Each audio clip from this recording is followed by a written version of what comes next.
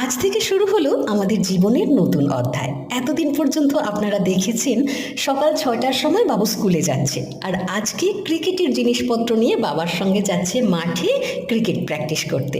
তার কারণ আজ থেকে বাবু বেলায় স্কুলে যাবে।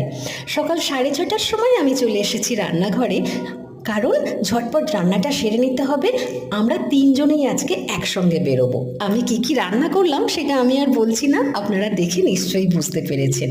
আর একটু রুটি তরকারিও করে নিলাম টিফিনের জন্য। তিনজনের টিফিন গুছিয়ে রান্নাঘর পরিষ্কার করে এখন আমি বাবুকে খাওয়াতে বসেছি। বাবু একা খেলে অনেকটা সময় নেবে, তাই ভাবলাম ঝটপট খাইয়ে দিই, কিছুটা সময় অন্তত বাঁচবে। বাবুকে খাওয়ানোর পরে রেডি হয়ে তিনজনেই বেরিয়ে পড়েছি। বাবুর ইউনিফর্মটা একই আছে, জুতো ব্যাগ এগুলো চেঞ্জ হয়েছে। গাড়িতে বসে টাটা করে ও তো এগিয়ে গেল, আর বিকালে যখন বাড়ি ফিরলো তখন রাস্তার ল্যাম্পপোস্টের লাইট চলে গেছে।